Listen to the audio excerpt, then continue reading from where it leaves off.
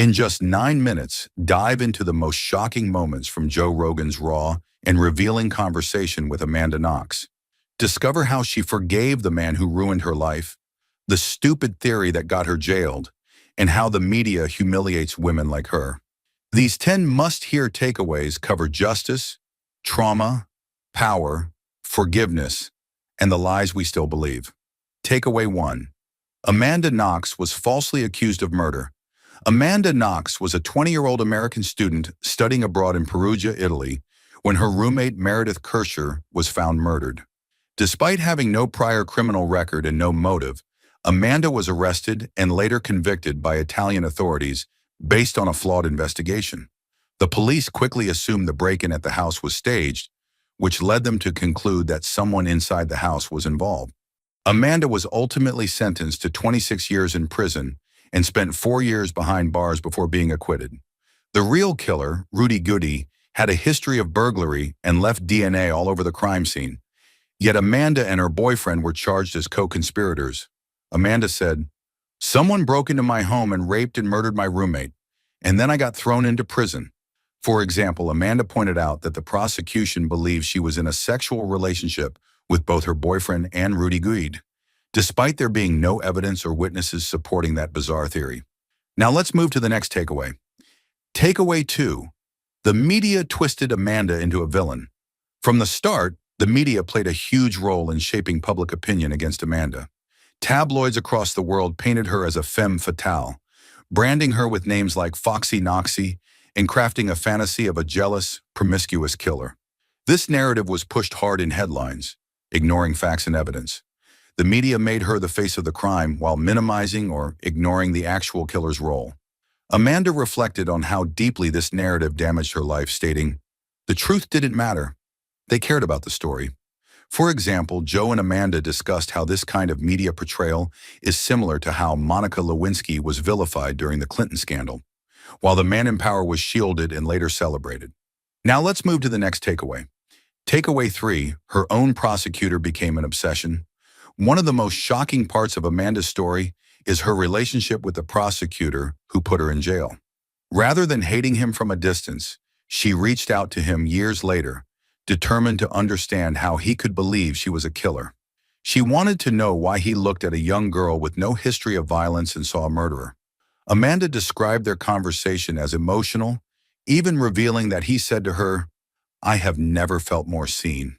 She found power in facing him, saying she felt like a superhero just for being kind to the man who hurt her most.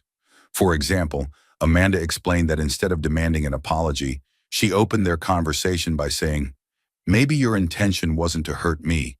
Maybe it was something else." That simple act disarmed him and created space for honest dialogue. Now let's move to the next takeaway. Takeaway 4. Forgiveness is not about forgetting.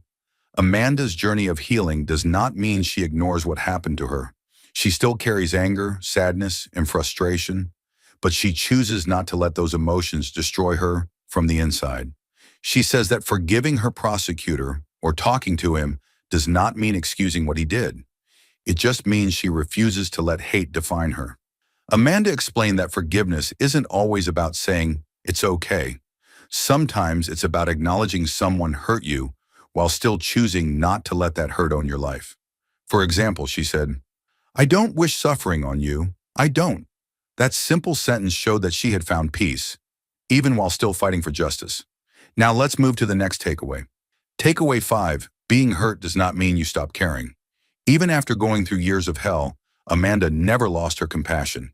She remains an advocate for justice and regularly speaks about reforming the criminal justice system. She does not want to see police abolished, but rather held accountable. She acknowledges that cops once came to help her, even if they later betrayed her. Amanda described her complex feelings when she had to call 911 during a home break-in in Los Angeles. She was terrified, not just of the intruder, but of calling the police. For example, she admitted that when her husband told her to call 911, she hesitated because the last time she called for help, she got thrown into prison. That shows how deep the trauma goes, even years later. We're halfway through the video. Thanks for sticking with us. If you're enjoying it, hit the thumbs up and share it in your WhatsApp groups. If you'd like to support us, please tap the thanks button below. It helps us keep making great content. Drop a comment and don't forget to hit subscribe for more. Now let's continue with the video. Takeaway 6. The justice system rewards winning, not truth. Throughout the conversation, Amanda and Joe discuss how prosecutors are often more interested in winning cases than finding the truth. Amanda's prosecutor started with a wrong assumption that the break-in was staged, and from there built a false story around her. Instead of admitting a mistake when DNA evidence proved someone else did it, he adjusted his theory to still include Amanda. Joe pointed out that this is what happens when ego takes over and said, "You say something, and if your initial assertion is incorrect, you then have to defend it." For example, Amanda described how the prosecutor claimed she was in a love triangle with Rudy Gade just because Gade once spoke nicely about her. That shows how far prosecutors will go to protect their original theory. Now let's move to the next takeaway. Takeaway 7. Innocence work is losing critical funding. Amanda is now on the board of the Innocence Center, which helps wrongfully convicted people get out of prison. But she explained that these organizations are under threat. The government has started pulling federal funding from many of them, often because they use words like fairness or equity. Amanda believes this is not just about money, but about politics and silencing organizations that deal with race and justice.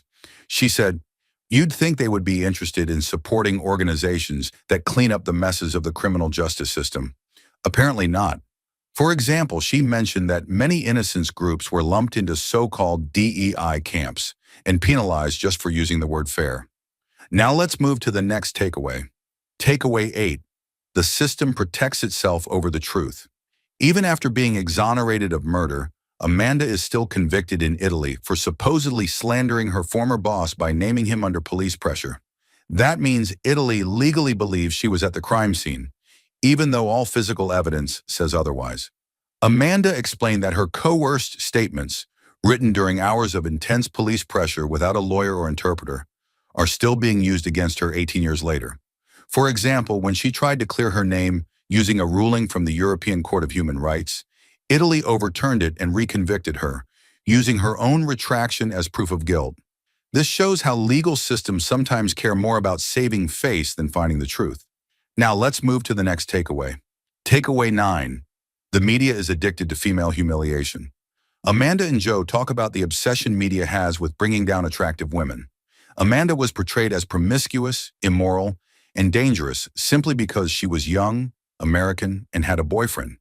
The story of a murder orgy involving a free-spirited girl was too juicy for the media to ignore. Amanda explained that society loves to punish women who are seen as having too much freedom or sexuality. For example, Joe said there are men who resent beautiful women because they feel rejected by them. And when those women fall, it becomes entertainment. Amanda added that there is always a need to put women in their place when they step outside the box. Now let's move to the last takeaway. Takeaway 10. Radical empathy is a kind of superpower. At the end of the podcast, Amanda shared that showing kindness to her former prosecutor gave her a surprising sense of power. She realized that even though he had taken everything from her, he now depended on her more than she depended on him. She said, "His well-being depends on me much more than my well-being depends on him." Amanda discovered that empathy can be a force greater than anger, especially when used to confront someone who hurt you. For example, instead of feeling crushed by his presence, she felt stronger because she chose to be kind while never backing down from the truth. This, she says, is how she turned tragedy into strength. Thank you for watching. If you'd like to support this channel, hit the thanks button below. It really helps us keep going. If you enjoyed this summary, please leave a like and share it in your WhatsApp groups. To join discussion about this video, drop a comment below. And for more videos like this, hit the subscribe button below.